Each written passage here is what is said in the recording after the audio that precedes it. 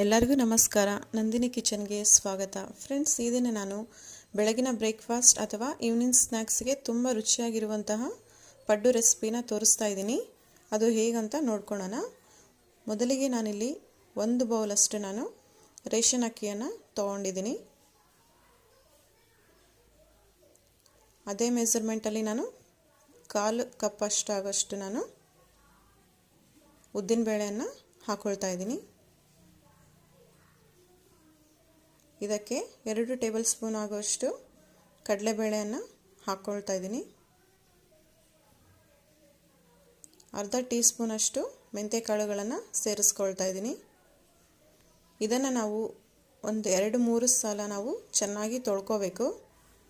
ತೊಳೆದಾದ ನಂತರ ನಾವು ಇದನ್ನು ನೀರನ್ನು ಹಾಕಿ ನಾವು ನೆನೆ ಇಡಬೇಕಾಗುತ್ತೆ. ಇದು ಬೆಳಗಿನ ಸಮಯದಲ್ಲಿ 8 ಗಂಟೆಯಿಂದ ನಾವು ಸಾಯಂಕಾಲ ಟೈಮಲ್ಲಿ 8 ಗಂಟೆವರೆಗೂ ನಾವು ನೆನೆ ಹಾಕಿ ಇದನ್ನು ರುಬ್ಬಿ ಇಡಬೇಕಾಗುತ್ತೆ. ರಾತ್ರಿ ಎಲ್ಲ ನೆನೆಯಲು ಬಿಡಬೇಕು. ಇದನ್ನು ನೋಡಿ ಫ್ರೆಂಡ್ಸ್, ಮುಂಜಾನೆ ಸಮಯದಲ್ಲಿ ನಾನು ಇದನ್ನು ತೋರಿಸ್ತಾ ಇದ್ದೀನಿ ಎಷ್ಟು ಫ್ಲಫಿಯಾಗಿ ಹಿಟ್ಟು ಒದಗಿದೆ ಅಂತ. ನೋಡಿ, ಈ ಥರ ಹಿಟ್ಟು ಹಗುರವಾಗಿ ತುಂಬ ಚೆನ್ನಾಗಿ ಒದಗಿದೆ. ಇದಕ್ಕೆ ನಾವು ರುಚಿಗೆ ತಕ್ಕಷ್ಟು ಉಪ್ಪನ್ನು ಸೇರಿಸ್ಕೊಳ್ತಾ ಇದ್ದೀನಿ. ಜಾಸ್ತಿ ಹಾಕೋಬೇಡಿ ಫ್ರೆಂಡ್ಸ್, ಇಲ್ಲಾಂದರೆ ಹಿಟ್ಟು ಹುಳಿ ಬರುತ್ತೆ.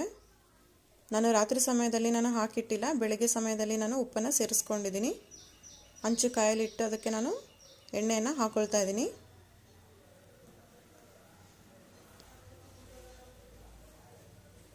ಹಂಚು ಫಸ್ಟ್ ಚೆನ್ನಾಗಿ ನಾವು ಕಾಸ್ಕೊಂಡು ಮೀಡಿಯಂ ಫ್ಲೇಮ್ನಲ್ಲಿ ಇಟ್ಕೋಬೇಕಾಗುತ್ತೆ. ಹಿಟ್ಟು ಭಾಳ ತುಂಬಿಸ್ಬೇಡಿ ಫ್ರೆಂಡ್ಸ್,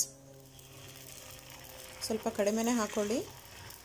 ಅದು ಬೆಂದಾದಮೇಲೆ ಅದು ಹಿಟ್ಟು ಮತ್ತೆ ಉಬ್ಬುತ್ತೆ ಅಲ್ವಾ, ಅದಕ್ಕೆ ನಾವು ಕಡಿಮೆನೇ ಹಾಕ್ಕೋಬೇಕು.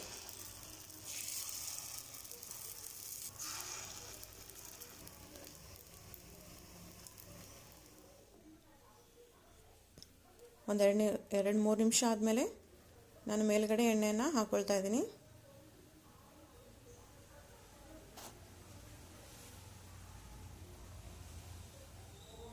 ಇದೇ ಥರ ನೀವು ಮಾಡ್ಕೊಳ್ಳಿ ಫ್ರೆಂಡ್ಸ್.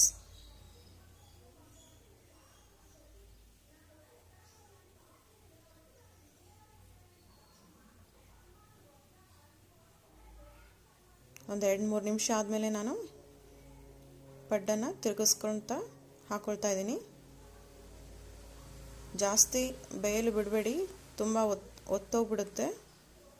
ಒಂದು 2-3 ನಿಮಿಷ ಸಾಕು. ಒಂದು ಸೈಡ್, ಇನ್ನೊಂದು ಸೈಡ್ 2-3 ನಿಮಿಷ ಸಾಕು. ನೀವು ಒಂದ್ಸಲ ನಾನು ಹೇಳಿದ ಅಳತೆಯಲ್ಲಿ ಮಾಡಿ ಹೇಗೆ ಬಂತು ಅಂತ ನನ್ನ ಕಮೆಂಟ್ಸ್ ಮೂಲಕ ತಿಳಿಸಿ. ಈ ವಿಡಿಯೋ ನಿಮಗೆ ಇಷ್ಟ ಆದರೆ ಲೈಕ್ ಮಾಡಿ ಫ್ರೆಂಡ್ಸ್, ನಮ್ಮ ಚಾನಲ್ನ ಸಪೋರ್ಟ್ ಮಾಡಿ.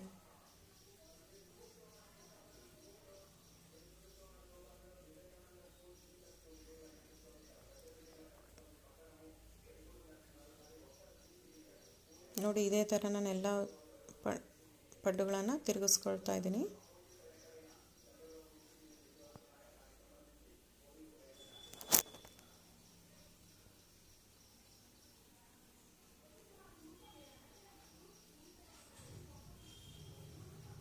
ಇದನ್ನು ನಾವು ಇವಾಗ ಸರ್ವಿಂಗ್ ಪ್ಲೇಟ್ನಿಗೆ ಹಾಕಿ ಸರ್ವ್ ಮಾಡ್ಕೊಳ್ಳೋಣ. ತುಂಬ ರುಚಿಯಾಗಿರುವಂಥ, ಮಕ್ಕಳಿಗೆ ತುಂಬ ಇಷ್ಟವಾಗುವಂತಹ ಪಡ್ಡು ನೀವು ಮಾಡ್ಕೊಳ್ಳಿ. Thank you.